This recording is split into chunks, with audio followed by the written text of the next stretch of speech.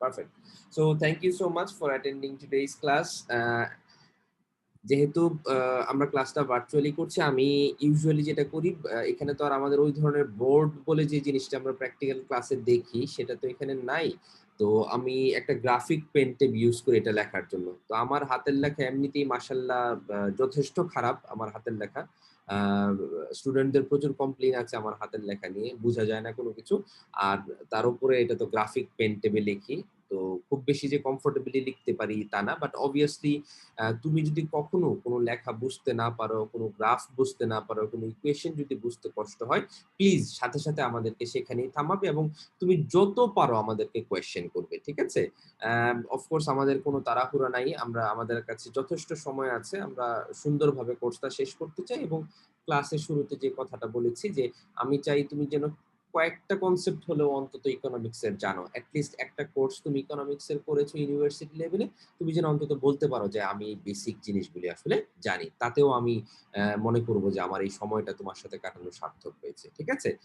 But please ignore my handwriting and the graph and equations. Handwriting এর quality, graph equation এগুলি ignore করো এবং তুমি বুঝতে না পারলে please feel free to ask question. Okay? So যে কথাটা বলছিলাম যে অ্যাজ এ রেফারেন্স বুক হিসাবে আমরা ফলো করছি, the name of the book is economics. এই বইটা আমরা ফলো করছি and it has been written by দুইজন রাইটার এই বইটা লিখেছেন। One is Samuelson Samuelson and the other one is Nordhaus. So these two person, they are the writer of this book and দুজনই Nobel laureate. Samuelson ইকোনমিক্সে first Nobel পান, প্রথম Nobel পান। And নর্দাস অবশ্য এতটা লাকি ছিলেন না, নর্দাস নোবেল পেয়েছেন জাস্ট কিছু বছর আগে। নোবেল পেয়েছেন নর্দাস, বাট দুজনই নোবেল লরিয়েট। সো ইকোনমিক্স একটা এরকম বই, টেক্সট বুক হিসেবে আমরা ফলো করছি যেই টেক্সট বইটা দুজন নোবেল লরিয়েটের লেখা। এবং আমার কাছে মনে হয় অনেকেই এখন অনেক ধরনের টেক্সট বুক ফলো করে, ইন্টারনেটের সুবিধা আমাদের কাছে আছে। ইনফ্যাক্ট তুমি এখন হয়তো জানতে পারো যে এমআইটিতে বা হার্ভার্ডে কি ধরনের কোর্স বা ইনডেপথ কতটুকু পড়ানো হচ্ছে সেই জিনিসটাও হয়তো আমাদের পক্ষে জানা সম্ভব। There are hundreds of textbooks available in practical life. But just to tell you a small story, this is the book economics with which I have started my university life. এবং এই ইকোনমিক্স বইটা পড়ার মাধ্যমে আমি আমার economics শেখার journey শুরু করেছিলাম এবং আমি এখনো শিখছি ইকোনমিক্স। এবং আমার ইউনিভার্সিটি লাইফে আমি যখন ফার্স্ট ইয়ারে আমাদের ডিপার্টমেন্টের স্টুডেন্ট হিসেবে আমি ভর্তি হই, এই বইটা দিয়ে আমি আমার ক্লাস শুরু করি এবং এই বইটা ছিল আমার ইকোনমিক্স শিক্ষার প্রথম ধাপ, আমার টেক্সট বই ছিল এটা। তো অনেক টেক্সট বই থাকা সত্ত্বেও আমার কাছে মনে হয় এই বইটার একটা অন্যরকম আবেদন আছে, এই বইটার একটা অন্যরকম স্ট্রাকচার আছে, যে স্ট্রাকচারটা সবসময় আমাকে খুব টাচ করে যায়। It's not only about economics, it's about philosophy, it's about the YONO it's about the psychology of the course. যার কারণে হয়তো এই বইটা আমাকে খুব টাচ করে যায় এবং সেই কারণে আমি যত জায়গায় ইকোনমিক্স পড়াই, আমাদের ডিপার্টমেন্টে বলো বা আমাদের ডিপার্টমেন্টের বাইরে তুমি বলো, আমি সব জায়গায় এই বইটাকেই টেক্সট বই হিসেবে ফলো করার চেষ্টা করি। সো অবভিয়াসলি এটার যে চ্যাপ্টার গুলো আছে that would be the outline for us, এটা আমাদের আউটলাইন হিসেবে কাজ করবে। আমরা অবশ্যই এটার সাথে সাথে অন্য যে জিনিসগুলো আমাদের দরকার হয় সেগুলো আমরা ডেফিনেটলি দেখার চেষ্টা করব, ঠিক আছে? So that's the plan. So having said that, let's start with the definition of the economics. What do we mean by economics? Economics বলতে আমরা আসলে কি বুঝি? সো এই ডেফিনেশন গুলি বিভিন্ন টেক্সট বইতে, বিভিন্ন পাওয়ার পয়েন্ট প্রেজেন্টেশনে বিভিন্ন ভাবে লেখা আছে। বাট অবশ্যই প্রত্যেকটা ডেফিনেশনের নিশ্চয়ই একটা মূল বক্তব্য বা একটা এসেন্স থাকার কথা, যে এসেন্সটা প্রত্যেকটা ডেফিনেশনের জন্য একই রকম। তো আমি ডেফিনেশনটাকে এইভাবে সাধারণত বলি, তুমি যদি কয়েকটা লাইনে ডেফিনেশনটাকে বলতে চাও ইকোনমিক্সের, মূল এসেন্সটা হচ্ছে এরকম যে economics is the study of how societies use scarce resources to produce valuable commodities and to distribute them among different people. So এখানে যে ডেফিনেশনটা আমি এইমাত্র বললাম, আমি আবারও বলছি ডেফিনেশনটা, economics is the study of how societies use scarce resources to produce valuable commodities and to distribute them among different people of the society. এই ডেফিনেশনটাতে তুমি যদি খুব ভালোভাবে লক্ষ্য করো, তুমি দেখবা তিনটা পার্ট আছে এই ডেফিনেশনটা। প্রথম পার্টটাতে আমরা কি বলেছি? আমরা ফার্স্ট পার্টটাতে বলেছি যে economics is the study of how societies use scarce resources. So first যে পার্টটা, সেই পার্টটা হচ্ছে how societies use scarce resources. সোসাইটিগুলি স্কেয়ার্স রিসোর্স কিভাবে ইউজ করে। Economics is the study of how societies use scarce resources. Scarce resources. So this is the first one.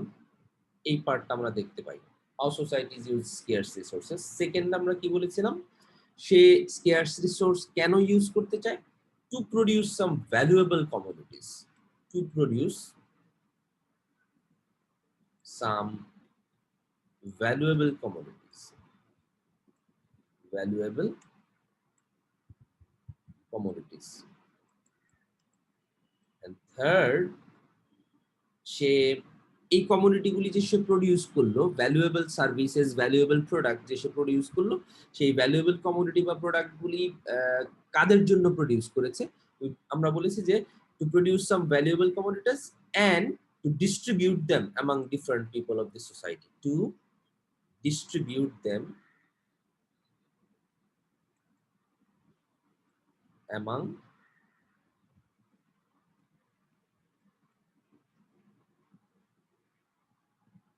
different people of the society. So these are the three part, যে তিনটা part তুমি ডেফিনেশনটার মধ্যে দেখতে পাও। তাহলে আবার বলি আমরা ডেফিনেশনটা যেন আমাদের সবার মনে থাকে। Economics is the study of how societies use scarce resources. কেন সে স্কেয়ার্স রিসোর্স ব্যবহার করতে চায়? To produce some valuable commodities. কাদের জন্য সে ভ্যালুয়েবল কমোডিটি প্রডিউস করতে চায়? To distribute them among different people of the society. সমাজের যে বিভিন্ন মানুষ আছে তাদের মাঝে সেই ভ্যালুয়েবল কমোডিটিস ডিস্ট্রিবিউট করতে চায়। সো এই তিনটা পার্ট আমরা ইকোনমিক্স ডেফিনেশনটার মধ্যে দেখতে পাই, বা এই তিনটা এসেন্স তুমি ইকোনমিক্স ডেফিনেশনটার মধ্যে দেখতে পাও। তুমি যদি এই তিনটা এসেন্সকে স্ক্রুটিনাইজ করো খুব ভালোভাবে, যদি তুমি এই তিনটা এসেন্সকে স্ক্রুটিনাইজ করো, in this case you will find there are two themes of economics discipline. ইকোনমিক্স ডিসিপ্লিনের দুইটা থিম আছে, যেটাকে আমরা সাধারণত বলি twin themes of economics, that actually derives from this three parts of this definition.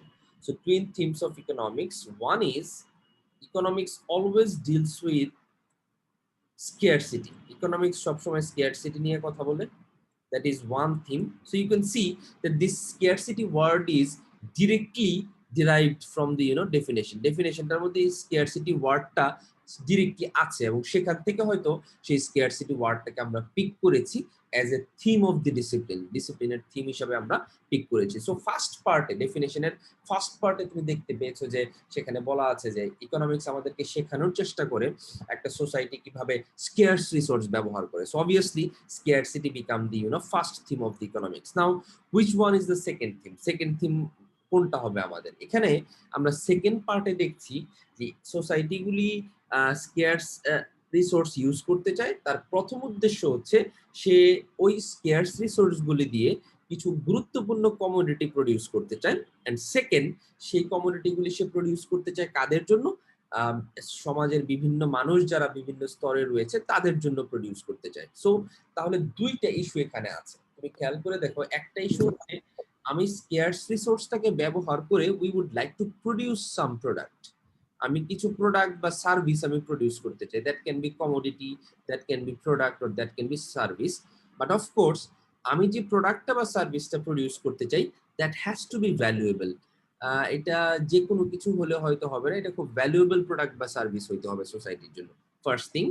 Second, আমি শুধু প্রোডাকশন করেই বসে থাকছি না, I am also thinking about how to distribute those products. এই প্রোডাক্টগুলিকে ডিস্ট্রিবিউট করা হবে কিভাবে?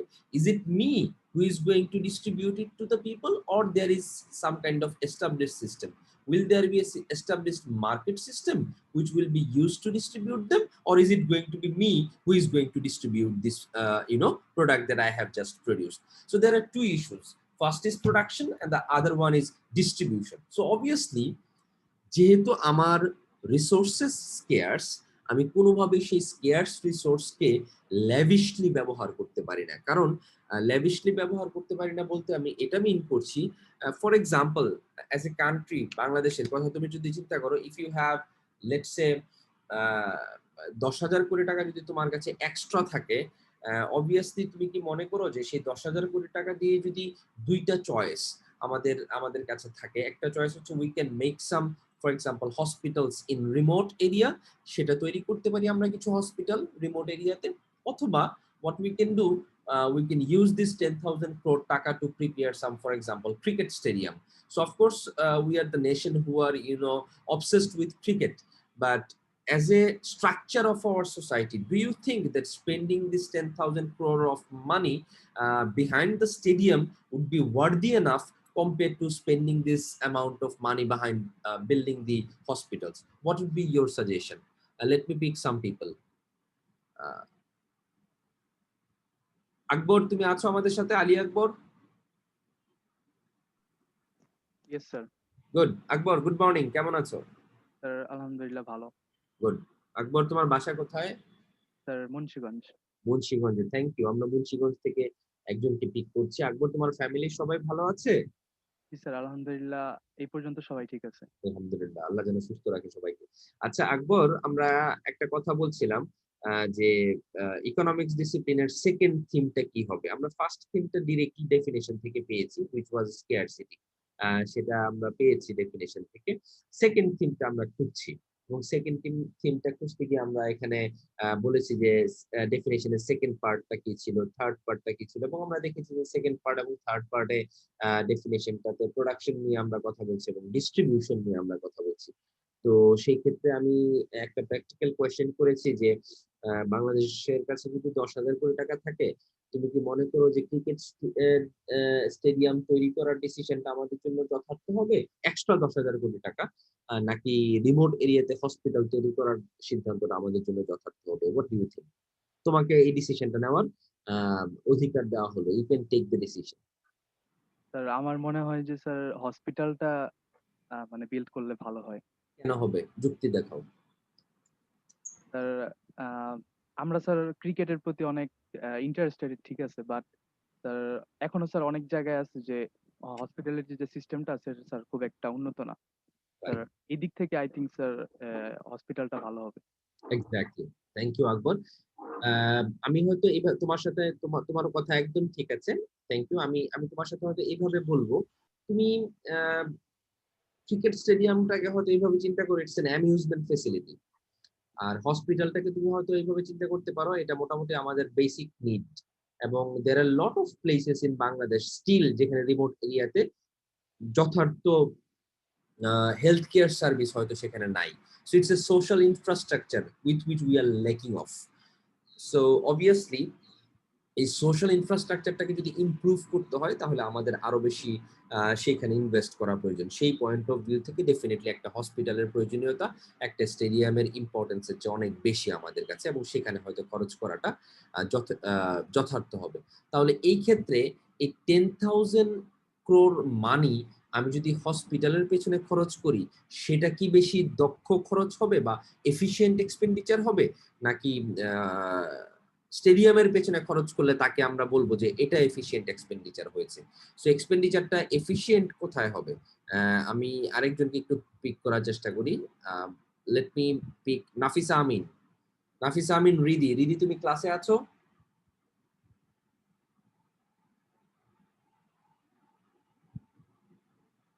রিদি, নাফিসা আমিন রিদি।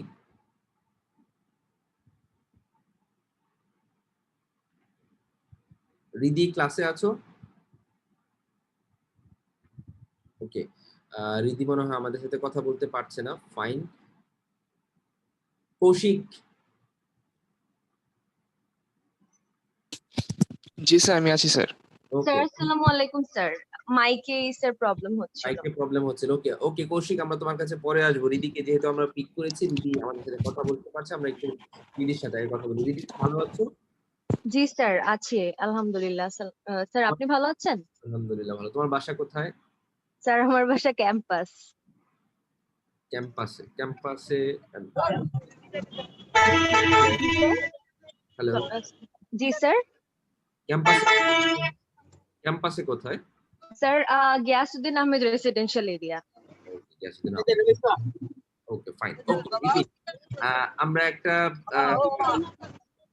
অন্য স্যার কেউ স্যার বলছো না, স্যার একটু স্যার মিউট করো। কথাটা শোনা যাচ্ছে না স্যার, মানে বাফারিং হচ্ছে স্যার কারো একটা মিউট করো, আপনার ওখান থেকে। মিউট করো। উদয় তুমি প্লিজ মিউট করো। Thank you Uday. প্লিজ কথা না বললে আমরা সবাই মিউট করে রাখার চেষ্টা করবো। এটা মিনিমাম একটা কোঅপারেটিভনেস। আমরা আশা করি যে সবাই একটু কোঅপারেটিভ হওয়ার চেষ্টা করবো আমাদের সাথে, তাহলে ক্লাসটা আমরা সহজে কন্ডাক্ট করতে পারবো। থ্যাংক ইউ উদয়। রিদীপ, আমরা কথা বলছিলাম বাংলাদেশ যদি 10,000 crore টাকা এক্সট্রা পায় এবং সেটা কোথায় খরচ করা তার জন্য এফিশিয়েন্ট হবে। আমাদেরকে একজন ফ্রেন্ড বলেছে যে অফকোর্স আমি তাকে যদি দায়িত্ব দেওয়া হয় সে সেই 10,000 crore টাকা হসপিটাল তৈরিতে খরচ করবে। সো আমি সেকেন্ড কোয়েশ্চেন করেছিলাম যে তাহলে এই 10,000 crore টাকা খরচ করার ক্ষেত্রে এই যে দুইটা সিদ্ধান্ত নেওয়ার অধিকার আমার কাছে আছে, যে আমি আমি হসপিটাল কমপ্লেক্স তৈরিতে খরচ করতে পারি অথবা স্টেডিয়াম তৈরিতে খরচ করতে পারি, তাহলে কোথায় খরচ করাটা বেশি এফিশিয়েন্ট হবে? What do you think? Sir হসপিটালের পিছে মানে আমি হসপিটালটাকে প্রেফার করব স্যার। তার মানে তুমি বলতে চাচ্ছ কি যে হসপিটালের পেছনে যদি আমি খরচ করি তাহলে সেই 10,000 কোটি টাকার বেস্ট ইউজ বা এফিশিয়েন্ট ইউজ হবে, সেটা কি বলতে জি চাচ্ছ? স্যার, জি স্যার, তার কারণ হচ্ছে স্যার হসপিটাল যেমন মানে এখনো মানে চিকিৎসা সেবা যদি বলি, চিকিৎসা সেবা তো স্যার 5টা বেসিক নিডের মধ্যে একটা। রাইট, এখনো স্যার অনেক মানে প্রান্তিক অনেক জনগোষ্ঠীর কাছে এখনো স্যার প্রপার চিকিৎসা সেবা মানে আমরা যদি মানে ছোট ছোট হেলথ ক্লিনিক গুলাও ধরি তাহলেও স্যার সেগুলাতেও যে খুব ভালো প্রপার ইয়ে আছে, মানে হেলথ কেয়ার সার্ভিস আছে তার কোনো মানে খুব ভালো সার্ভিস নাই আর কি। আর স্যার স্টেডিয়ামের কথা যেটা বলি, স্টেডিয়াম স্যার এখনো বাংলাদেশের 5টা বেসিক নিডের পরে, তারপরেও যদি স্যার মানুষের মানে ওই 5টার পরে যদি সুযোগ হয় সেই ক্ষেত্রে স্যার খেলা মানে খেলাধুলা স্যার অবশ্যই দরকার আমাদের এভরিডে লাইফে সুস্থ থাকার জন্য বা বিনোদনের একটা কেন্দ্র হিসেবে যদি আমরা দেখি, খেলাধুলা বা স্টেডিয়াম বা এই এই জিনিসগুলোরও প্রয়োজনীয়তা আছে, কিন্তু স্যার 5টা বেসিক নিডের উপরে না।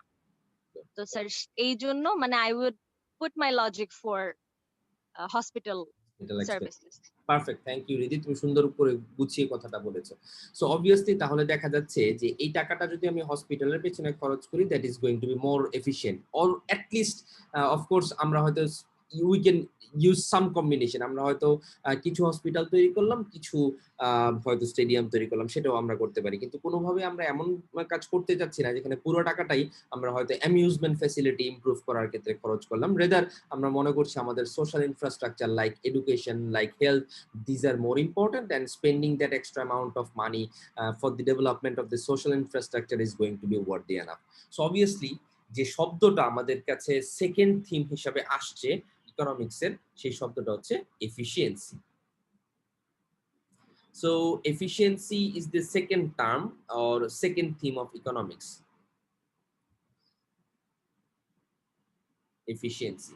তাহলে এই এফিশিয়েন্সি ওয়ার্ডটা that includes both the features. আমি কোন প্রোডাক্টটা প্রডিউস করতে চাই, which is more valuable to me, আমার কাছে কোনটা বেশি ভ্যালুয়েবল সোসাইটির পয়েন্ট অফ ভিউ থেকে, is it the hospital or the cricket stadium. So আমরা ডিসিশন নিয়েছি যে আমার কাছে সবচেয়ে ভ্যালুয়েবল হচ্ছে for example social infrastructure, so I would rather choose the hospital, আমি হয়তো হসপিটালটাকে চুজ করব। সো আমি এফিশিয়েন্টলি ডিসিশন নেওয়ার চেষ্টা করছি। সেকেন্ড, আমি কোথায় হসপিটালগুলি তৈরি করছি, আর we going to make the hospital in some urban areas? No, আমি বলেছি যে আমি এমন ভাবে হসপিটাল সেবাটাকে ডেভেলপ করতে চাই, স্বাস্থ্য সেবাটাকে আমি এমন ভাবে ডেভেলপ করতে চাই যেন এই স্বাস্থ্য সেবাটা একেবারে রিমোট এরিয়াতে রুরাল পিপলের কাছে যেন সেই সেবাটা পৌঁছায়। So here comes the question of distributing the service. তুমি সার্ভিসটা ডিস্ট্রিবিউট করছো কিভাবে? সো আমি এলাকাগুলিকে এমন ভাবে চুজ করছি যাদের আগে প্রপার হেলথ কেয়ার সার্ভিস ছিল না, স্বাস্থ্যসেবা যাদের কাছে আগে প্রপারলি ছিল না,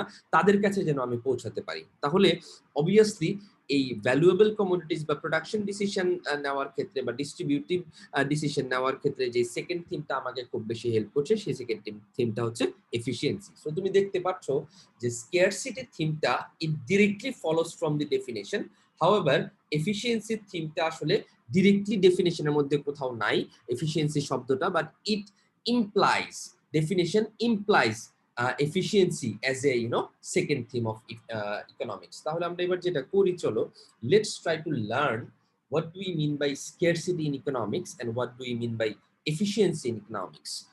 Scarcity এবং efficiency বলতে ইকোনমিক্সে কি বুঝি এটা সম্পর্কে একটু জানার চেষ্টা করি। So if you want to talk about scarcity, what is actually scarcity? Let me pick someone. কাউকে একটু আমরা পিক করার চেষ্টা করি, একটু জিজ্ঞেস করি তার কাছে যে এফিসিয়েন্সি বলতে আসলে কি মিন করে। জিয়াউর রহমান, জিয়াউর রহমান আছো আমাদের সাথে ক্লাসে? তুমি জিয়া,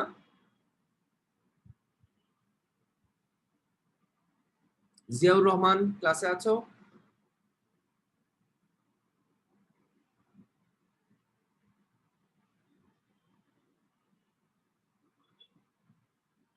ওকে, জিয়া মনে হয় খুব সুন্দর কথা বলতে পারছেন। আমরা কৌশিককে পেয়েছিলাম, কৌশিকের সাথে কথা বলি। কৌশিক। আসসালামু আলাইকুম স্যার। আসসালাম। কৌশিক কেমন আছো? তুমি তো আমাদের সিআর, তাই না কৌশিক? জি স্যার। ওকে, গুড। তোমার বাসা কোথায় কৌশিক? স্যার আমার বাসা স্যার রামপুরাতে, রামপুরা বনশ্রী, ঢাকাতে। তার মানে তুমি ঢাকাতেই আছো এখন? জি স্যার। Very good. কৌশিক, আমরা জানার চেষ্টা করছিলাম স্ক্যারসিটি এবং এফিশিয়েন্সি বলতে আমরা কি মিন করি ইকোনমিক্সে, তাদের ধারণাটা একটু জানতে চেয়েছিলাম। তো what do you think, what is the meaning of scarcity? Scarcity বলতে কি বুঝো তুমি? স্যার পর্যাপ্ততা বা কোনো একটা কিছু কোথায় কতটুকু প্রয়োজন, হয়তোবা সেই জিনিসটা। স্ক্যারসিটির ধরো তোমাকে আমি যদি জিজ্ঞেস করি ডিরেক্ট সিনোনিম বা বাংলা কি, যদি অর্থ জিজ্ঞেস করি তাহলে বাংলা কি, তুমি কি বলবা আমাকে? স্যার অভাব, হয়তোবা। স্যার আমি শিওর না।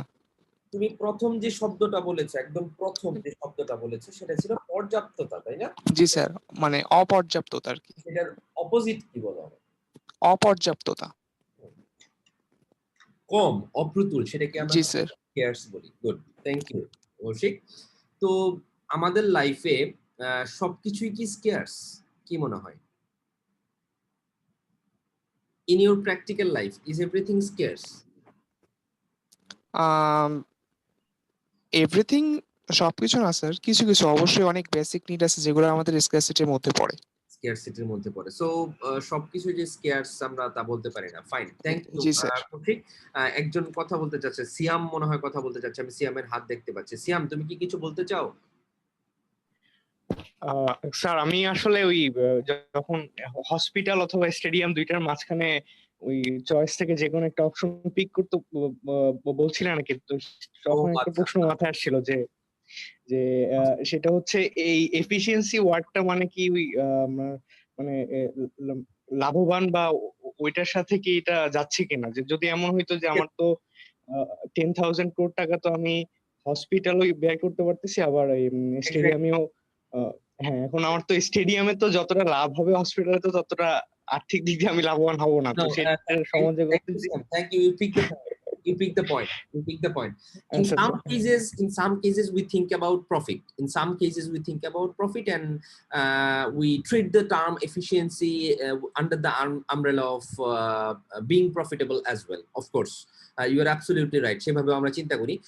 কিন্তু সিয়াম, এখানে given the country context, তুমি যদি এভাবে চিন্তা করো, what would be the social value of this 10,000 crore taka investment behind healthcare complex or behind the stadium?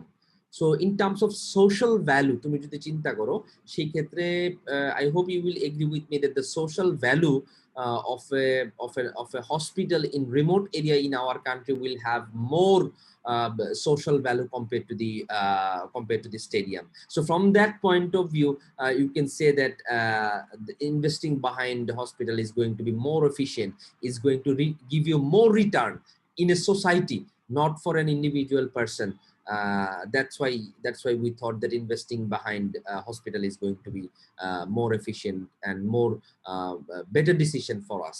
সেই কারণে আমরা এটা বলেছিলাম। Have you got our point? G sir, বুঝতে পারছি। Perfect, thank you. তো তাহলে কৌশিক যেটা বলছিল যে স্কেয়ারসিটি মিন্স অপর্যাপ্ততা বা অপ্রতুলতা, এবং আমাদের জীবনে সবকিছু যে স্কেয়ার্স তা না।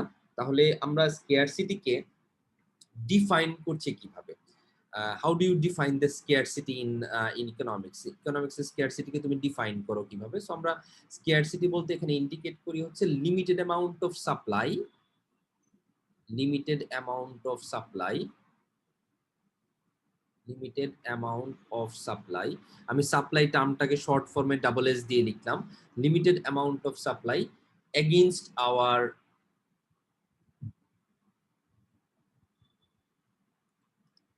Hour need.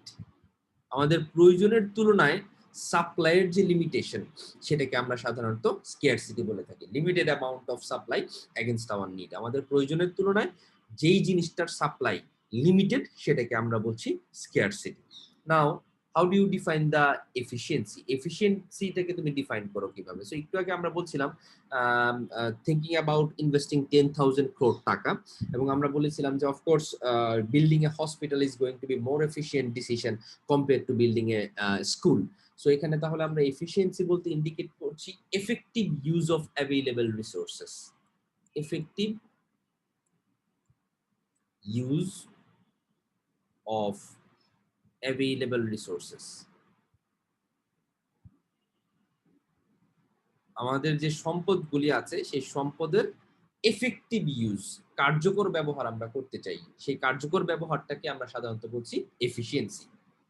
তো মোটামুটি এখন পর্যন্ত যতটুকু জিনিস আমরা দেখলাম, আমরা ইকোনমিক্সের ডেফিনেশনটা দেখেছি, ইকোনমিক্সের দুইটা থিম নিয়ে আমরা কথা বলেছি। একটু প্র্যাকটিক্যাল লাইফে আমরা এই জিনিসগুলি আছে কিনা, বা প্র্যাকটিক্যাল লাইফে আসলে আমরা এই স্কেয়ারসিটি এফিসিয়েন্সির কথা চিন্তা করি কিনা, এটা নিয়ে একটু আমরা আলোচনা করার চেষ্টা করি। চলো, ইকোনমিক্সের কোনো কিছু জানে না বাংলাদেশে, ধরো এমন একজন মানুষ তুমি পিক করলা যে ইকোনমিক্সের কোনো কিছু জানে না, সে ইকোনমিক্স কোনোদিন পড়ে নাই, কিন্তু একটা word which is very very much related with the principle and the definition and different concepts of economics, সে এই ওয়ার্ডটা জানে। এরকম একটা ওয়ার্ড কি তোমরা কেউ আমাকে বলতে পারো কিনা? You have picked a person, he or she doesn't have any idea about economics, অর্থনীতি সম্পর্কে কোনো কিছু পড়ে টরে নাই, ইভেন সে হয়তো পড়ালেখাও জানে না, ঠিক আছে, এটাও তুমি বলতে পারো, কিন্তু সে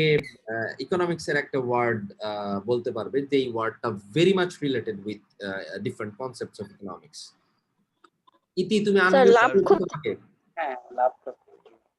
ইতি তুমি আনমিউট করেছো, তোমাকে বলো। স্যার লাভ ক্ষতি, পড়াশোনা না করলে সবাই লাভ ক্ষতিটা বোঝে। পড়াশোনা না করলেও সবাই লাভ ক্ষতি বুঝে, আচ্ছা। এটা of course profit and loss is related with economics, but obviously profit and loss হয়তো ধরো ব্যবসার সাথে জড়িত বেশিরভাগ ক্ষেত্রেই, এবং সবাই আমরা আসলে ব্যবসায়ী না। আমি আরো একটু জেনারেল টার্ম শুনতে যাচ্ছি, যে জেনারেল টার্ম নিয়ে সবাই আমরা কথা বলি। সাপ্লাই স্যার, মানি, সাপ্লাই, টাকা, গুড। আর কিছু? ধ্রুব মনে হয় মানির কথা বলেছে, তাই পুঁজি, পুঁজিও হতে পারে। আর কিছু? আমরা আরো বেশি ইন্টারেস্টেড, পুঁজি নিয়ে সবাই কথা বলে না, টাকা নিয়েও, চাহিদা, টাকা নিয়ে সবাই কথা বলে না, চাহিদা নিয়ে সবাই কথা বলে না, সাপ্লাই নিয়ে আমরা মাঝে মাঝে বলি।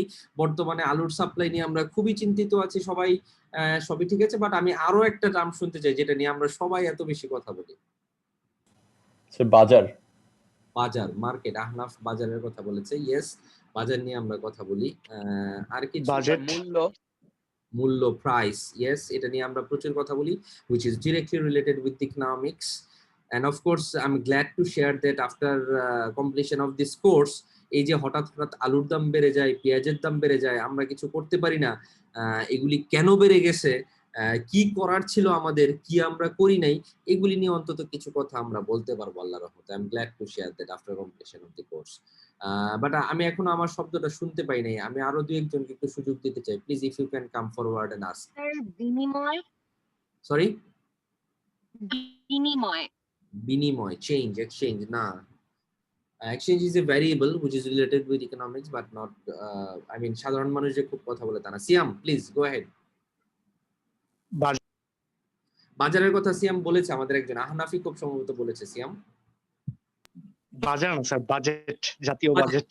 Budget, Siam, thank you, very good, that's the word আমি শুনতে চেয়েছিলাম। Thank you so much Siam, you made my day. Budget, আমরা সবাই কথা বলি বাজেট।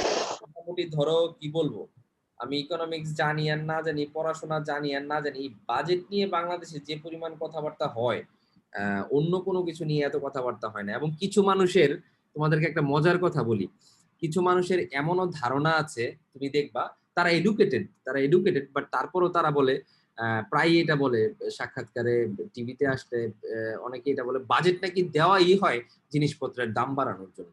এই কথাটা প্রায়ই বলে। আমার কথা যদি বিশ্বাস না হয়, গিয়ে সাধারণ মানুষের সাথে কথা বলো, বা ইভেন কিছু এডুকেটেড মানুষ আছে তাদের ধারণার প্রবলেম, তাদের সাথেও কথা বলো, দেখবে তারা বলবে যে বাজেট নাকি সরকার দেই জিনিসপত্রের দাম বাড়ানোর জন্য। তাদের ধারণা হচ্ছে বাজেট সম্পর্কে এটা।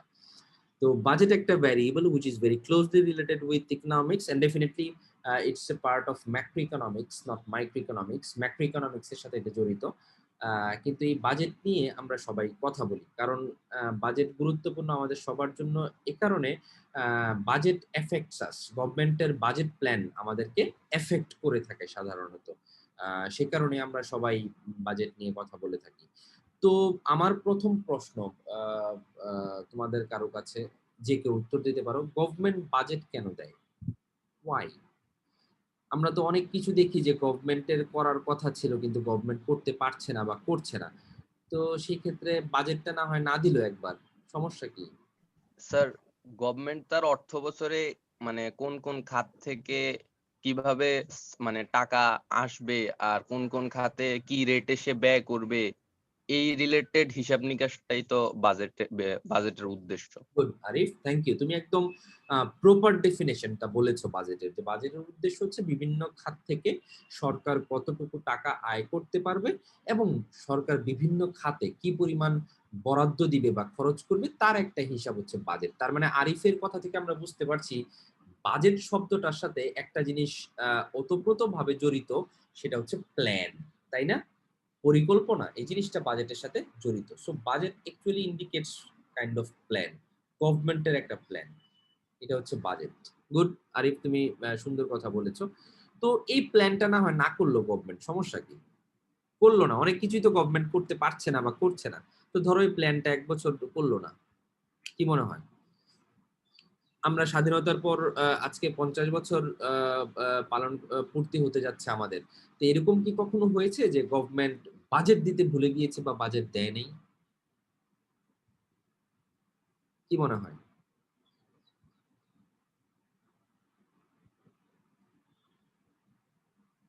জাহিদ স্যার হাসান, হওয়ার কথা না। জাহিদ আছো আমার সাথে? জাহিদ, স্যার, জি এই স্যার আছি। জাহিদ। জি স্যার আছি। সো আরিফ খুব সুন্দর একটা ডেফিনেশন বলেছে আমাদেরকে, খুব গুছিয়ে কথাটা বলেছে আরিফ। এবং আরিফের ডেফিনেশন থেকে আমরা বুঝতে পারছি যে বাজেট একটা প্ল্যান। তো আমি প্রশ্ন করেছি এই পরিকল্পনা না করলে সমস্যা কি? করলো না গভর্নমেন্ট পরিকল্পনা, তোমার কি মনে হয় কোনো সমস্যা হবে? এইটা শিওর না আমি, আচ্ছা, প্রথমে হইতে পারে তাহলে সমস্যা। আমাদেরকে এইটা বলো জাহিদ, এই গত 50 বছরে ওয়াজ দেয়ার এনি সিঙ্গেল ইয়ার যেখানে বাজেট ছিল না ইন বাংলাদেশ?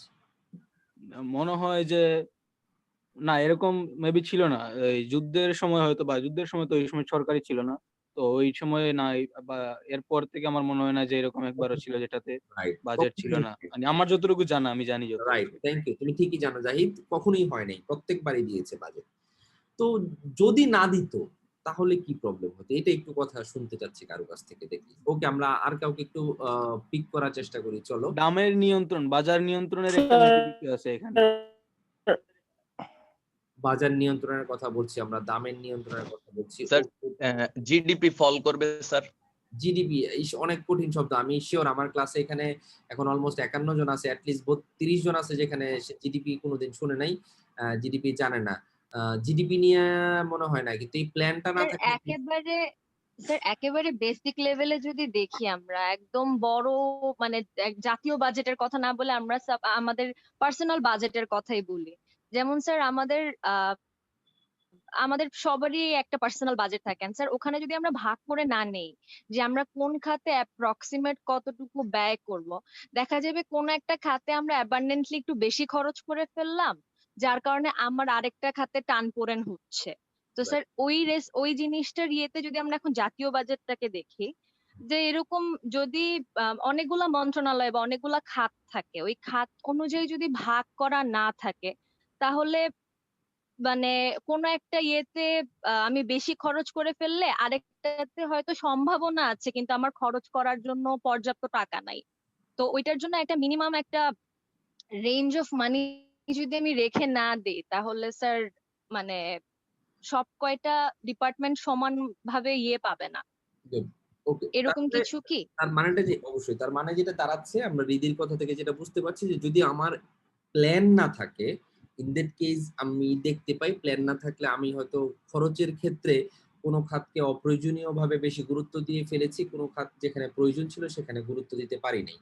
সো এভাবে যদি বছরের পর বছর আনপ্ল্যান্ড ওয়েতে মুভ করতে থাকে, অবভিয়াসলি আমার নিজেকে আমি অ্যাসেস করতে পারবো না, অ্যাসেসমেন্ট থাকবে না, আমি কতটুকু অ্যাচিভ করতে পারলাম, কতটুকু অ্যাচিভ করতে পারলাম না সেটা সম্পর্কে আমার কোনো ধারণা থাকবে না, and at the same time আমি আসলে যে জায়গায় রিচ করতে চাই সেখানে হয়তো আমি যেতে পারবো না। So budget is a very very very important part regardless of the development stages of the country. তুমি developed country, in a least developed country, in a developing country, that's not a question, but of course budget is an integral part of your development. অবশ্যই তোমার সেখানে থাকা উচিত। নাও যেহেতু আমরা বাজেটকে plan বলেছি, সাধারণত তুমি গভর্নমেন্টের এই প্ল্যানগুলিকে দুই ভাগে ভাগ করতে পারো, একটাকে আমরা বলি হচ্ছে শর্ট টার্ম প্ল্যান, একটা হচ্ছে লং টার্ম প্ল্যান, ঠিক আছে? তো লং টার্ম প্ল্যান কোনগুলি? ফর এক্সাম্পল আমরা আমরা হয়তো এরকম বলতে পারি, বাংলাদেশে যেমন ধরো 2041 এর একটা ভিশন আমাদের আছে, 2021 এর ভিশন আমাদের আছে, ইভেন ডেল্টা প্ল্যান বলে আমরা একটা প্ল্যান দেখি গভর্নমেন্টে, যেটা হচ্ছে 2100 সালে আমরা কোথায় দেখতে চাই, 2100 আমরা আমাদের দেশকে কোথাও দেখতে চাই, সেটা আমরা ডেল্টা প্ল্যান হিসাবে বলি। So these are all long term plan. কিন্তু এই লং টার্ম প্ল্যান ছাড়াও আরো এক ধরনের প্ল্যান আছে, যেটাকে আমরা সাধারণত বলি হচ্ছে 5 ইয়ার প্ল্যান, পঞ্চবার্ষিকী পরিকল্পনা। এই 5 ইয়ার প্ল্যানগুলি আসলে আমাদের প্রত্যেক 5 বছর পর পর আমি কোথায় পৌঁছাতে চাই আমাদের ইকোনমিক ইন্ডিকেটর গুলিতে, সেই টার্গেটগুলি আমাদেরকে সেট করে দেওয়া হয়। যেমন আমাদের বাংলাদেশে এখন 7th 5 ইয়ার প্ল্যান, 2020 সালে আমরা এখন আছি, এই বছর আমাদের 7th 5 ইয়ার প্ল্যান শেষ হয়ে যাবে। তার মানে আমরা ইন টোটাল 7টা 5 ইয়ার প্ল্যান কমপ্লিট করেছি আমাদের স্বাধীনতার পর থেকে। এর মাঝে তোমার আবার মনে প্রশ্ন হতে পারে, স্যার প্রায় 50 বছর হতে চললো, 7টা 5 ইয়ার প্ল্যান কেন স্যার? তাহলে তো 5 ইয়ার প্ল্যান আরো একটু বেশি হওয়ার কথা ছিল। মাঝখানে কিছু কিছু সময় আমরা 5 ইয়ার প্ল্যান করতে পারি নাই, আমরা 2 ইয়ার প্ল্যান করেছিলাম, দু একবার আমরা করেছিলাম এই জিনিসটা, সে কারণে আসলে তুমি সেখানে 7th 5 ইয়ার প্ল্যান পর্যন্ত 5 ইয়ার প্ল্যান পাচ্ছ। এবং 2021 সাল থেকে 2025-26 খুব সম্ভবত এই সময়টাতে আমরা 8th 5 ইয়ার প্ল্যান আমরা ইন্ট্রোডিউস করব। সো 7th 5 ইয়ার প্ল্যান শেষ হয়ে যাচ্ছে আমাদের, এবং 8ম পঞ্চবার্ষিকী পরিকল্পনা আমরা শুরু করতে যাচ্ছি। তাহলে 5 ইয়ার প্ল্যান সাধারণত কত বছরের জন্য হয়ে থাকে? 5 ইয়ার প্ল্যান নামটা থেকে বোঝা যাচ্ছে যে 5 বছরের জন্য হয়ে থাকে। তাহলে এগুলিকে এক ধরনের তুমি লং টার্ম প্ল্যান বলতে পারো, যেই প্ল্যানগুলি আমাদের জন্য বিভিন্ন ইকোনমিক ইন্ডিকেটরের টার্গেট সেট করে দিচ্ছে, এবং এগুলি কোনো ক্লাসিফাইড গভর্নমেন্ট ডকুমেন্ট না। তুমি জাস্ট আমাদের প্ল্যানিং মিনিস্ট্রির ওয়েবসাইটে চলে যাও, সেই প্ল্যানিং মিনিস্ট্রির ওয়েবসাইটে তুমি এই ধরনের 5 ইয়ার প্ল্যানে গভর্নমেন্ট কোথায় কোথায় যেতে চায়, for example 7th 5 year plan বা 8th 5 ইয়ার প্ল্যান শেষে আমি কি কি অ্যাচিভ করতে চাই, সবগুলি জিনিস সেখানে ক্লিয়ারলি লেখা আছে। নাও এই 5 ইয়ার প্ল্যানগুলি যেহেতু লং টার্ম প্ল্যান, তারা লং টার্ম গোল তোমার কাছে সেট করছে। এই লং টার্ম প্ল্যানগুলিকে অ্যাচিভ করার জন্য তুমি শর্ট টার্ম কিছু টার্গেট সেট করো, এবং শর্ট টার্মে প্ল্যানগুলিকে তুমি এমন ভাবে করার চেষ্টা করো so that this short term expenditure plan, short term financial plan becomes corresponding with the 5 year plan. 5 ইয়ার প্ল্যানের সাথে যেন করেসপন্ডিং হয়, তাদের মধ্যে যেন একটা সমন্বয় থাকে। তো বাজেটকে I would rather say they are short term plan of the government. বাজেটগুলি হচ্ছে আমাদের গভর্নমেন্টের শর্ট টার্ম প্ল্যান। তাহলে আমাকে একটু বলো তোমার ধারণা অনুযায়ী বাজেট আমাদের দেশে কয় বছরের জন্য সাধারণত আমরা করি? 5 ইয়ার প্ল্যান আমরা 5 বছরের জন্য করি, বাট বাজেট সাধারণত কয় বছরের জন্য হয়ে থাকে? এনিবডি? স্যার 1 বছরের জন্য। 1 বছরের জন্য। 1 ইয়ার। Farzana, thank you. 1 বছরের জন্য হয়ে থাকে। Okay Farzana, can you tell us budget year বা ফিসক্যাল ইয়ার বলতে আমরা কি বুঝি? There is calendar year. We know about calendar year, which is from January to December, that starts in January and ends in December. But if you say budget year or fiscal year, what would be the duration? Farjana, it's you. Sir July থেকে maybe পরের জুলাই পর্যন্ত এরকম হয়। জুলাই থেকে June পর্যন্ত ফারজানা, বাংলাদেশে July to June. তো যে কোনো বছর জুলাই থেকে জুলাই থেকে বাজেট ইমপ্লিমেন্ট করা হয় এবং জুন মাসে, পরের বছরের জুন মাসে গিয়ে পরের বছর জুন শেষ শেষ হয়। সেটা হচ্ছে ফিসকাল ইয়ার আমরা বলি, বা বাজেট ইয়ার আমরা বলে থাকি, অর্থ বছর, জি স্যার। অর্থ বছর। এবং বাজেট সাধারণত জুন মাসে হাউসে উঠানো হয় বা পার্লামেন্টে উঠানো হয় এবং জুন মাসে বাজেটকে পাস করানো হয়। বাজেটের জন্য আলাদাভাবে পার্লামেন্ট সেশন থাকে, যেগুলোকে আমরা বাজেট অধিবেশন বলে থাকি বা বাজেট সেশন বলে থাকি, এবং সেটা পার্লামেন্টে পাস হয় জুন মাসে। জুলাই মাস থেকে, অর্থাৎ জুলাই মাসের 1 তারিখ থেকে আমরা বাজেট ইমপ্লিমেন্ট করা শুরু করে দিই। Last question Farzana for you, পৃথিবীর সব কান্ট্রির জন্যই কি এটা একই রকম July to June? What do you think? Sir এটা আইডিয়া নেই আমার অতটা। এনিবডি? ফারজানাকে আমরা একটু হেল্প করতে পারি? Sir, I think different countries জন্য different হয়। এক্স্যাক্টলি, ডিফারেন্ট কান্ট্রির জন্য ডিফারেন্ট। যেমন ইউকে তে ইট স্টার্টস ইন মার্চ এপ্রিলে সেটা শুরু হয়। এক একটা কান্ট্রির জন্য আসলে এটা এক এক রকম। এটা ইউনিভার্সাল কোনো ইয়া নেই যে এটা জুলাই টু জুনই হতে হবে। এনিওয়ে প্লিজ বলো। স্যার এটা এরকম ভিন্ন হওয়ার কি কোনো মানে কারণ আছে?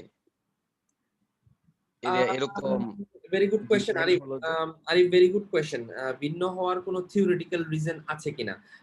Arif, so far I know there is no theoretical reason আছে এটার, বাট অবভিয়াসলি তুমি এইভাবে হয়তো চিন্তা করতে পারো একটা জিনিস। লেটস সে আমরা আমাদের বাজেট এই কথাটা একটু পরেই আসতো, তুমি আগে জিজ্ঞেস করেছো, বাট এনিওয়ে আমরা আমাদের বাজেটের সব টাকা কিন্তু নিজে দিতে পারি না। আমাদের বাজেটের বিভিন্ন খাত থেকে আসে, বিভিন্ন খাত থেকে আসে। তার সাথে সাথে আবার আমরা লোনও কিন্তু নেই দেশের বাইরে থেকে, ফরেন ফান্ড ডিসবার্স করি।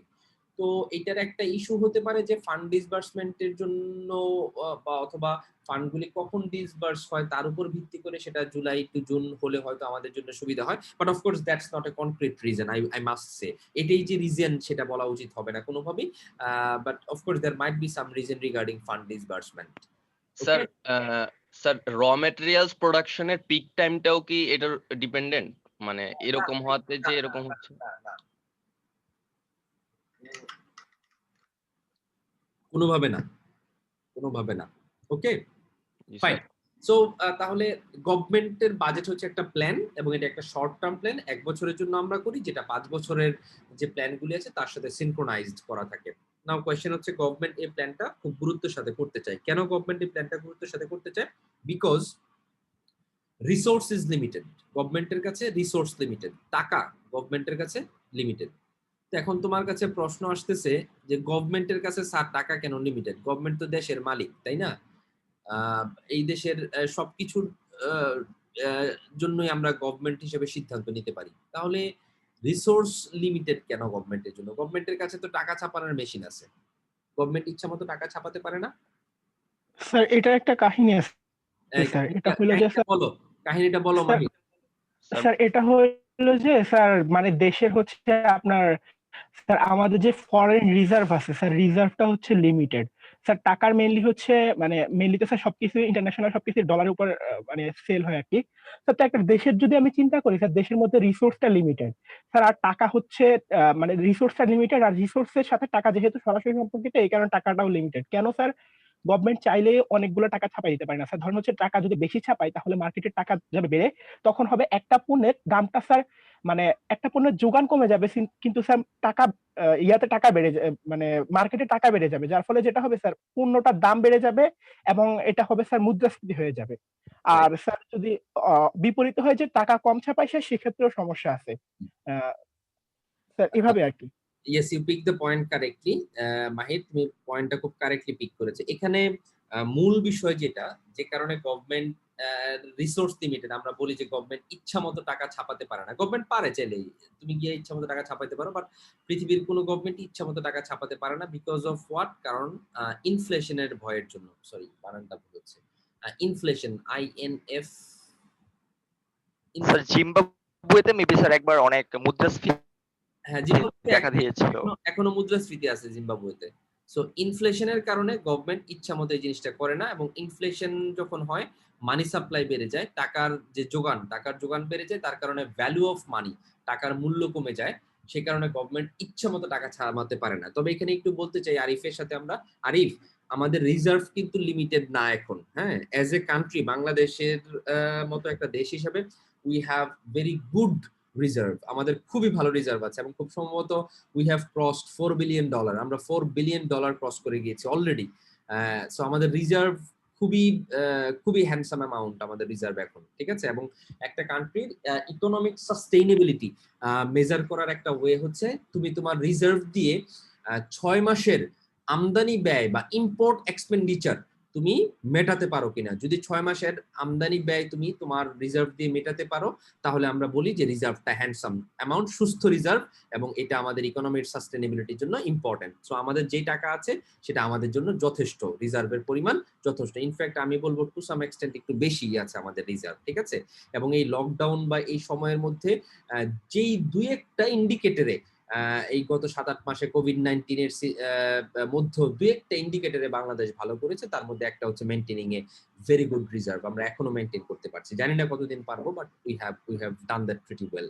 So reserve is there, but of course it has something to do with the amount of money that you are going to print. Of course এটার সাথে সেটা একটা সম্পর্ক আছে, কিন্তু গভর্নমেন্ট ইচ্ছা মতো তাহলে টাকা ছাপায় না কেন?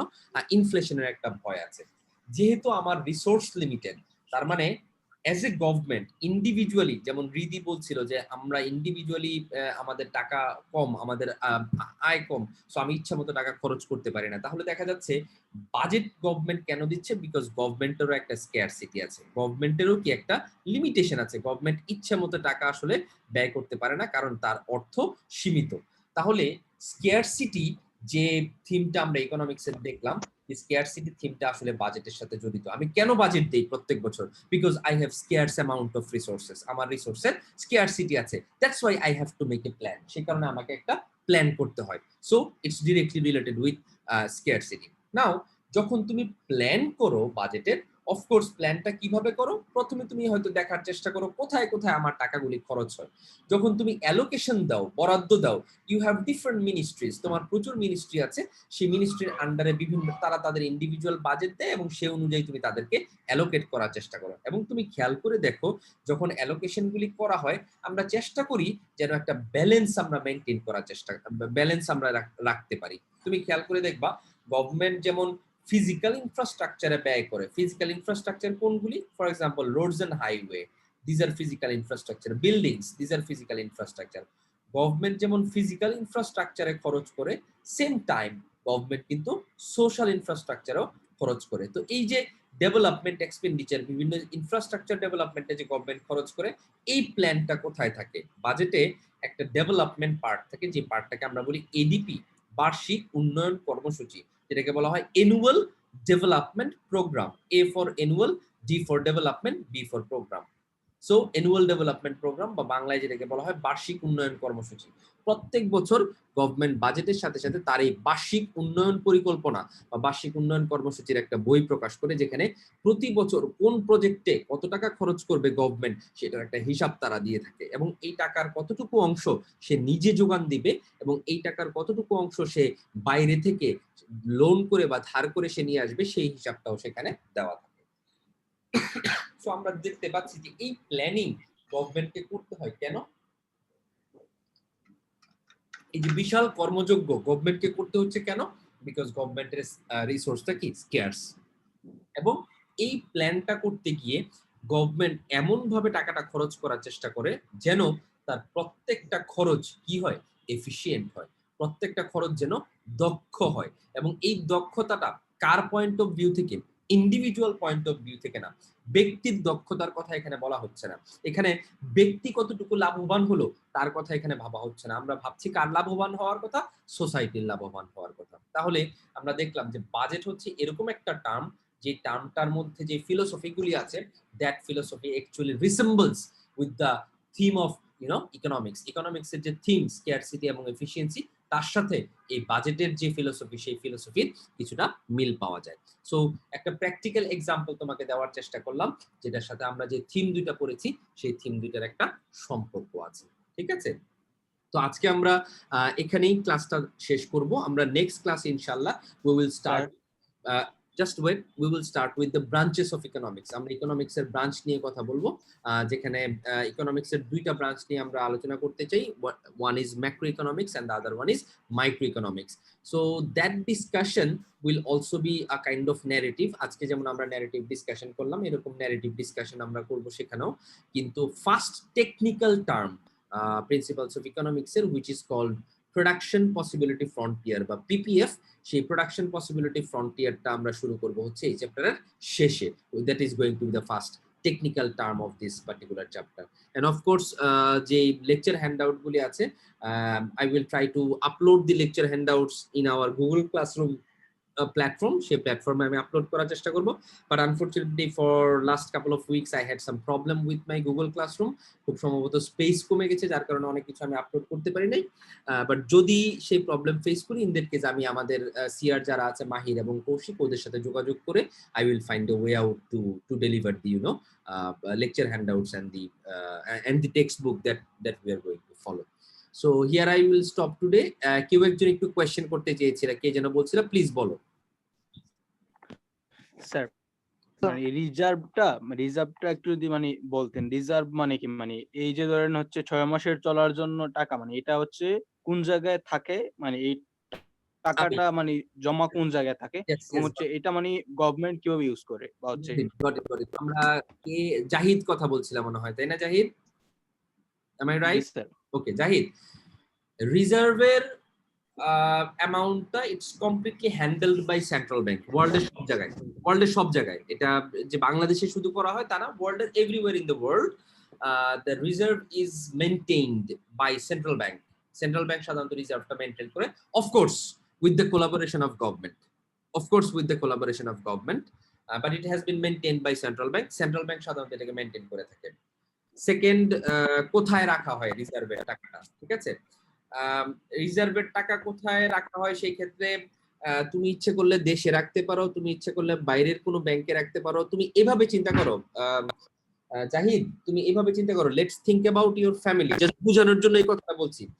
তোমার ফ্যামিলির রিকারেন্ট এক্সপেন্ডিচার বা রেগুলার এক্সপেন্ডিচার মেইনটেইন করার জন্য ধরো তোমরা বেশ কিছু টাকা প্রতি মাসে খরচ করো, কিন্তু নিশ্চয়ই আমরা সবাই কিছু টাকা আমাদের প্রিকশন হিসাবে রেখে দেই। ফর এক্সাম্পল, লেটস সে আমি সেভিং সার্টিফিকেটে ফর এক্সাম্পল আমি 50 লাখ টাকা রাখলাম, অথবা আমি এফডিআর করে 30 লাখ টাকা আমি রেখে দিলাম for my safety and security of my family, যেটা আমি আমার ক্রাইসিস মোমেন্টে হয়তো ব্যবহার করতে পারবো। এই ধরনের কাজ নিশ্চয়ই আমরা আমাদের অনেকের ফ্যামিলিতে আমরা করে থাকি, রেখে থাকি। তো তুমি কান্ট্রির পয়েন্ট অফ ভিউ থেকেও রিজার্ভটাকে হয়তো তুমি ওইভাবে চিন্তা করতে পারো যে ক্রাইসিস মোমেন্টে সেটাকে হয়তো ব্যবহার করা হয়ে থাকে। তো আমাদের কান্ট্রিতে যেমন রিজার্ভের টাকাটা বাইরে রাখা আছে, এবং এটা বিভিন্ন ফর্মে রাখা হয়। কেউ গোল্ড, কোনো দেশ গোল্ড কিনে রাখে, যেমন আমাদের কান্ট্রির রিজার্ভের একটা অংশ আমরা গোল্ডে ইনভেস্ট করি। অনেক সময় রিজার্ভের একটা অংশ তুমি লিকুইড মানি হিসাবে রেখে দাও সেন্ট্রাল ব্যাংকে। এখন তোমার প্রশ্ন আসতে পারে, স্যার লিকুইড মানি কেন রাখবো আমি? লিকুইড মানি রাখার কারণটা হচ্ছে, লিকুইড মানি মানে কি, ব্যাংকের সেভিংস অ্যাকাউন্টে যে টাকা থাকে আর প্রাইমারি অ্যাকাউন্টে যে টাকা থাকে সেটা তো ডিফারেন্ট। প্রাইমারি অ্যাকাউন্টে টাকা এখনই এটিএম কার্ড থেকে তুমি তুলে খরচ করতে পারো, তাই না? সো লিকুইড মানি রাখার উদ্দেশ্যটা হচ্ছে, রিজার্ভের যে অংশটা আমরা লিকুইড হিসেবে রাখি তার উদ্দেশ্যটা হচ্ছে, একজন এক্সচেঞ্জ নামে একটা ভ্যারিয়েবলের কথা বলেছিল কিছুক্ষণ আগে। সো এক্সচেঞ্জ রেট মার্কেটে গভর্নমেন্টকে অনেক সময় ইন্টারভেনশন করতে হয়। ডলারের দাম অনেক বেড়ে যাচ্ছে অথবা ডলারের দাম অনেক পড়ে যাচ্ছে, সেটাকে অনেক সময় কন্ট্রোল করতে হয়। সো সেটাকে কন্ট্রোল করতে গেলে গভর্নমেন্ট হয়তো মার্কেটে ডলার ইনজেক্ট করে, গভর্নমেন্টকে ডলার পারচেজ করতে হয়, পারচেজ করে গভর্নমেন্ট মার্কেটে ডলারের সাপ্লাই বাড়ায়। সো সেই ক্ষেত্রে যেন ইমিডিয়েট পারচেজটাকে সে ফাইন্যান্স করতে পারে, তার জন্য কিছুটা অংশ লিকুইড হিসেবে রাখা হয়। এজ ইট ইজ, তুমি যেভাবে তোমার ক্রাইসিস মোমেন্টের ফান্ডটাকে ম্যানেজ করার চিন্তা করো, almost in similar way they also maintain their fund, but mostly এই ফান্ডটা মেইনটেইন করে হচ্ছে central bank in any country of the world. Zahid, তোমার কোয়েশ্চেনের অ্যানসার করতে পেরেছি? আচ্ছা স্যার, মানে আমি যতটুকু বুঝছি মানে এতটুকু যে মানে সেন্ট্রাল ব্যাংক এটা হচ্ছে কন্ট্রোল করে, মানে সরকারের নির্দেশনা হোক বা মানে সরকারের সাথে একটা মানে সম্পর্কের মাধ্যমে এটা। এক্স্যাক্টলি। এবং হচ্ছে গিয়ে কি, মানে এই যে করোনা পরিস্থিতিতে ধরেন হচ্ছে এই যে মানে দেশের সরকার যে বিষয়টা মানে অর্থনীতিকে কন্ট্রোল করতেছে, হচ্ছে মেনটেন করতেছে, এইটার জন্য এই মানিটা হচ্ছে মানে ইনভেস্ট করতেছে, এরকম কিনা? না না না না না না না, আমরা কিন্তু এখন আমাদের রিজার্ভের কোনো টাকা খরচ করি নাই, এখনো কিন্তু করি নাই। No no. তাইলে ওই যে ধরেন মানে যেটা- যারা সরকারি কর্মকর্তা জাহিদ, কর্মচারী একটু দাঁড়াও, তুমি যেটা ধরো ইন্ডিকেট করছো যে আমরা কি এই যে ফর এক্সাম্পল ইনসেন্টিভ প্যাকেজ গুলি ঘোষণা করা হলো, প্রায় 1,13,000 কোটি টাকার ইনভেস্টমেন্ট ইনসেন্টিভ প্যাকেজ দেখেছি আমরা, ঘোষণা করা হয়েছে। তুমি কি ইন্ডিকেট করছো এরকম যে ওই ফাইন্যান্সিং গুলি করতে কি আমরা রিজার্ভের টাকায় হাত দিয়েছি কিনা বা সেখান থেকে নেওয়া হয়েছে কিনা? Do you mean that? হ্যাঁ, এইরকম আবার হচ্ছে ধরেন সরকারি কর্মকর্তা কর্মচারীদের বেতন যে দিচ্ছে মানে No, no, ওইটার no, জন্য no, not at all, not at all, not at all. Oh. Reserve is not meant for that. Reserve is not meant for that, Zahid. সেটা করা হয় না, এখনো আমরা করি নাই, আল্লাহর রহমতে আমাদের করতে হয় নাই এখনো। এটা ডিফারেন্ট জায়গা থেকে এসছে। স্যার জাহিদ দাঁড়াও, আমরা জাহিদের সাথে কথাটা শেষ করে নিই। আরিফ একটু ওয়েট করো। জাহিদ, জি স্যার। হ্যাঁ, আমরা ওইখান থেকে খরচ করি নাই, ওইখান থেকে করা হয় নাই জাহিদ। তাইলে রিজার্ভের মানে বিষয়টা মানে পুরোপুরি আমি মানে বুঝি নাই যে এই টাকাটা মানে থাকার দরকার কি এবং হচ্ছে না থাকলে মানে প্রবলেমটা কি? টাকাটা না থাকলে প্রবলেম হচ্ছে বিগেস্ট যে প্রবলেম, সেই বিগেস্ট প্রবলেম হচ্ছে প্রথমত তুমি তোমার ডোমেস্টিক মার্কেটে এক্সচেঞ্জ রেট, বিনিময় যেটা আছে হার, এটা মেনটেন করতে পারবা না। ফার্স্ট থিং ফার্স্ট, ঠিক আছে? সেকেন্ড, আমাদের যে ইম্পোর্ট এক্সপেন্ডিচার গুলি আমরা দেই এবং ইম্পোর্ট এক্সপেন্ডিচারের পেমেন্ট গুলি সাধারণত করা হয় কিভাবে? আমদানি ব্যয়ের খরচ যে ব্যয়টা আমরা দেই, ইন্টারন্যাশনাল কারেন্সি হিসেবে আমরা ডলারকে ইন্ডিকেট করি, যেহেতু ডলারেই বেশিরভাগ ট্রানজাকশন গুলি হয়। সো আমরা ডলারে হয়তো পেমেন্ট গুলি করার চেষ্টা করি। বুঝতে পারছি কথাটা? সো তুমি যখন এলসি গুলি খুলো, লেটার অফ ক্রেডিট যখন আমরা খুলি, সেই লেটার অফ ক্রেডিট গুলি সাধারণত ডলারেই খোলা হয়ে থাকে। সো রিজার্ভের একটা বড় অংশ হচ্ছে, ইটস এ কাইন্ড অফ, তুমি এভাবে চিন্তা করতে পারো, it's a kind of security. So তুমি যদি এমন হয় যে আমি যেই প্রোডাক্টগুলি প্রডিউস করি, বাংলাদেশ যে প্রোডাক্টগুলি প্রডিউস করে তার বেশিরভাগের জন্যই র মেটেরিয়াল আমাকে ইম্পোর্ট করতে হয়, প্লাস কিছু ফিনিশড গুড যেগুলি আমরা ব্যবহার করি প্রতিদিন, সেগুলিও আমরা অনেকগুলি হয়তো ইম্পোর্ট করি। বাট ফিনিশড গুডের তুলনায় বেশি ইম্পর্টেন্ট হচ্ছে র মেটেরিয়াল আমদানি করা। সো র মেটেরিয়ালগুলি আমাদেরকে আমদানি করতে হয়। সো আমদানি করার ক্ষেত্রে যেহেতু আমরা পেমেন্টগুলি ডলারে করি, if we don't have a good amount of reserve and if we run out of dollar, in that case we will be failed to make our payment এবং আমাদের ইম্পোর্ট হয়তো বন্ধ হয়ে যাবে এবং আমরা খুব সিরিয়াস ক্রাইসিসে পড়বো। আমাদের যে সাপ্লাই সাইকেল বা প্রোডাকশন সাইকেল আছে, সেই প্রোডাকশন সাইকেলটা ডিসরাপ্টেড হয়ে যাবে। That is the main purpose of maintaining A reserve. It's not যে আমরা রিজার্ভের টাকাটা, হ্যাঁ খুব বেশি বিপদে পড়লে, খুব বেশি প্রয়োজন হলে সেটা হয়তো কান্ট্রি ব্যবহার করে, বাট এরকম প্রেসিডেন্টস সুদূর অতীতে আমরা দেখতে পাইনি। ঠিক আছে জাহিদ, আমি কি ক্লিয়ার করতে পেরেছি তোমাকে? হ্যাঁ স্যার, থ্যাংক ইউ স্যার। আরেকটা কোশ্চেন ছিল। আচ্ছা বলো, দ্রুত বলো।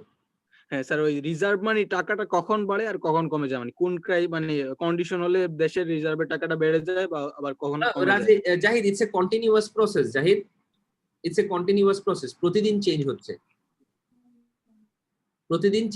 Given the rate of the dollar. আচ্ছা, মানে ডলারের দাম ধরেন বাড়লে কমলে ওইটা হচ্ছে মানে রিজার্ভের টাকাটা চেঞ্জ হয় প্রতিদিন। যেমন এই গত সপ্তাহে তুমি যদি নিউজগুলি একটু দেখো, তুমি দেখবা বাংলাদেশের রিজার্ভ প্রথমবারের মতো আমরা খুব সম্ভবত $4 বিলিয়ন বা সামওয়্যার আমরা ক্রস করেছি প্রথমবারের মতো। ঠিক আছে, গুড, থ্যাংক ইউ। আরিফ, তুমি একটা কি প্রশ্ন জানি করতে চেয়েছিলে, একটু দ্রুত করো। না স্যার, মানে ওই জাহিদের ওইখান থেকে স্যার দুইটা ইভেন্ট সম্পর্কে জানতে পারি। সেটা হচ্ছে স্যার ওই প্রণোদনা প্যাকেজ যেটা ছিল, আর হচ্ছে ওই সে বলতেছিল ওই সরকারিদের বেতন। তো স্যার আমাদের বাজেটে তো স্যার ওই যে জনপ্রশাসন মন্ত্রণালয়ের আন্ডারে অর্থ বছরের ওই মানে যাদের বেতন টেতন দেব, ওগুলা অলরেডি মানে যোগান দেওয়া আছে না স্যার? এই কারণেই তো ওইটা নিয়ে মানে চিন্তা নাই। Exactly, you are absolutely right, এটা দেওয়া থাকে বছরের শুরুতেই। সো এটার জন্য আগে প্ল্যান করা স্যার। কিন্তু স্যার জি স্যার, কিন্তু স্যার ওইটা তো কোনো মানে সমস্যা হয় নাই। কিন্তু স্যার প্রণোদনা package not at all never, ওটা নিয়ে কোনো প্রবলেম হয় না, যার কারণে বাজেটে হাত দিতে হয় না। তবে সবকিছুই আরিফ, জাহিদ খুব সুন্দর কথা বলেছে, সবকিছুই ডিপেন্ড করে আমাদের মতো একটা দেশের জন্য। আমাদের সবচেয়ে বড় দুর্বলতা, এই কথাটা বলেই ক্লাসটা আজকে শেষ করব, সেটা হচ্ছে আমাদের সবচেয়ে বড় দুর্বলতা এটা হচ্ছে এটা কি জিনিসটা? এটা হচ্ছে রাজস্ব আয়। আমরা নেই কিন্তু আমরা দেই না, এটা হচ্ছে সোজা ভাষায় যদি বলি আর কি। আমরা দেশ থেকে নেই কিন্তু আমরা দেশকে দেই না, এটা হচ্ছে সহজ। আমরা অবিডেন্ট না। সো এটা গভর্নমেন্টের সবচেয়ে বড় সোর্স অফ ইনকাম, বুঝছো? সো এই জিনিসটা খুব দুর্বল আমাদের দেশে, খুব দুর্বল আনফরচুনেটলি। ওভার দ্য ইয়ার্স, গত 50 বছরেও আমরা এটা ঠিক করতে পারিনি। তো এই যে আমাদের দুর্বলতা, আমরা সবকিছু ধরে নেই, খালি আমাদেরকে দিবে, আমরা কিছু দিব না, এই কালচার থেকে আমাদেরকে বের হয়ে আসতে হবে। এবং ট্যাক্স অ্যাডমিনিস্ট্রেশনকে আরো দক্ষ হতে হবে, আরো সুচারু হতে হবে। যদি এটা না হয় তাহলে এত বড় এক্সপেন্ডিচার, এই যে এইবার বাজেট অলমোস্ট 6 লক্ষ কোটি টাকার বাজেট, এটার একটা বড় অংশ ট্যাক্স রেভিনিউ থেকে আসার কথা, কিন্তু আমি সন্দিহান যে আসলে এই বড় অংশটা আমরা ট্যাক্স থেকে উদ্ধার করতে পারবো কিনা। তো এই প্রেসার থেকে গভর্নমেন্টকে যদি বের করা না যায়, দেশকে যদি বের করা না যায়, তাহলে দেশের যে লোন নেওয়ার টেন্ডেন্সি, সরকারের যে লোন নেওয়ার টেন্ডেন্সি, এটা কখনোই কমবে না। সেই জন্য আমাদের সবার উচিত কর দেওয়া, ট্যাক্স দেওয়া, এবং অবশ্যই যখনই আমরা কর দিব, ট্যাক্স দিব, তখনই তোমার ওনারশিপ আসবে এবং তখন হয়তো তুমি আরো বেশি সচেতন হবা। কিন্তু আমরা এই জিনিসটা এখনো করতে পারিনি। So we need to change this culture. এই কালচারটা আমাদের চেঞ্জ করতে হবে, ঠিক আছে? সো সুন্দর ডিসকাশন হয়েছে, ভালো লেগেছে। আজকে এখানেই শেষ করতে যাচ্ছি। ইনশাআল্লাহ নেক্সট ক্লাসে we will start with the branches of the economics, ঠিক আছে? So thank you and take care everybody.